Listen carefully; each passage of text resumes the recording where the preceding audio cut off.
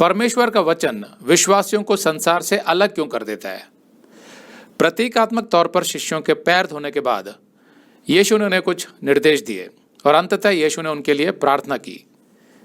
इस अध्याय में यीशु की जो प्रार्थना है उसको the Lord's high priestly prayer अर्थात प्रभु की महायाजक के तौर पर की गई प्रार्थना कहा जाता है, या सरल शब्दों में द लॉर्ड्स प्रेयर, प्रभु की प्रार्थना कहा जाता है।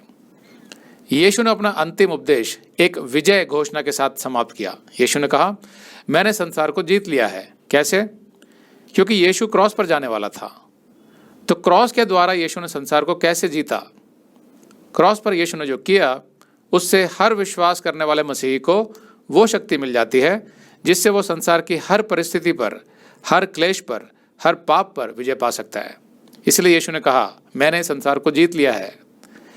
यीशु ने अपने सेवकाई पूर्ण रूप से अपने पिता की इच्छा में की और अब अपने अंतिम समय में यीशु ने पिता से प्रार्थना की, जिसमें सबसे पहले उसने स्वयं के लिए मांगा, फिर उसने अपने शिष्यों के लिए प्रार्थना की और अंत में भावी विश्वासियों के लिए प्रार्थना की, जैसा हम इस अध्याय में पढ़ेंगे।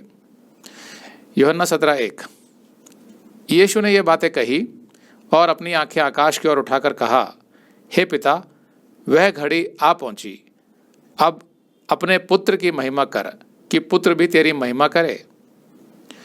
यीशु अपने पिता और पुत्र वाले रिश्ते के कारण अपनी प्रार्थना लेकर किसी भी समय परमेश्वर के पास जा सकता था। इस प्रार्थना में यीशु ने कई बार पिता का नाम लिया, जैसे यूहन्ना 17:5, 21 और 24 में।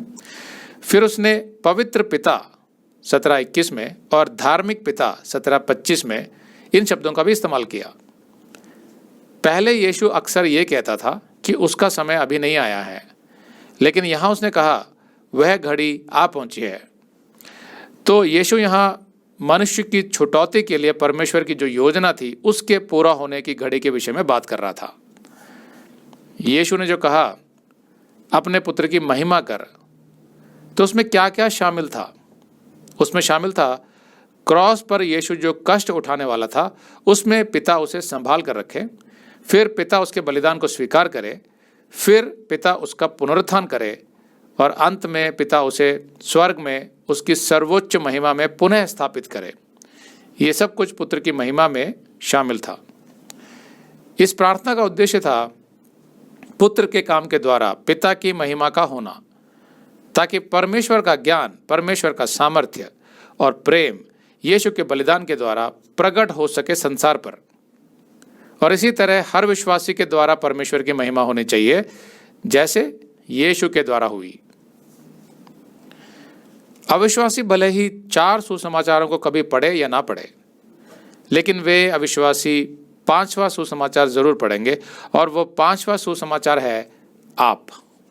जी हाँ, आपका जीवन ही उनके लिए सबसे सरल सुसमाचार होगा, जिससे उन्हें समझ आएगा कि यीशु कौन है और उसकी शिक्षाएं क्या हैं और किस तरह यीशु के वचन मनुष्य का जीवन बदलते हैं। सिर्फ आपको देखकर उसे समझ आएगा।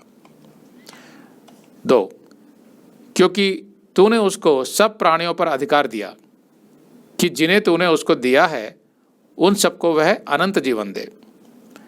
पिछली आयत में जो यीशु ने मांगा वो पिता की योजना के अनुरूप ही मांगा था, क्योंकि पिता ने ही यीशु को पृथ्वी पर सब मनुष्यों पर अधिकार दिया था। अगर आप ये संदेश पूरा देखना चाहते हैं तो आप इसे हमारे वेबसाइट hindiBiblestudy.com पर देख सकते हैं। ये वीडियो हमारे जून के वीडियोस में अपलोड किया हुआ है, तो जिनके पैकेज में भी जून का महीना शामिल है उनको ये वीडियो उनके माई अकाउंट में जून के वीडियोस में मिल जाएगा। अगर आप हमारे वीडियो फोन पर देख रहे हैं तो अच्छी स्पीड के लिए कृपया गूगल क्रोम या मोजिला फायरफॉक्स ब्राउजर इस्तेमाल करें। तो इनको डाउनलोड करने के लिए आप प्ले स्टोर में जाएं और ऊपर गूगल क्रोम टाइप करें, फिर आप गूगल क्रोम ब्राउजर पर क्लिक करें और उसे इंस्टॉल करें। ये एकदम फ्री है। इसी तरह आप मोजिला फायरफॉक्स टाइप करें, फिर आप मोजिला फायरफॉक्स ब्राउजर पर क्लिक करें और उसे इंस्टॉल करें। यह भी एकदम फ्री है। इसके बाद आप गूगल क्रोम ब्राउजर को क्लिक करके उसे खोलें और उसमें hindiBiblestudy.com टाइप करें, मतलब पूरा hindiBiblestudy.com एक साथ बिना किसी गैप के, तब हमारा वेबसाइट गूगल क्रोम में खुल जाएगा और आपके वीडियोस अच्छे से चलेंगे।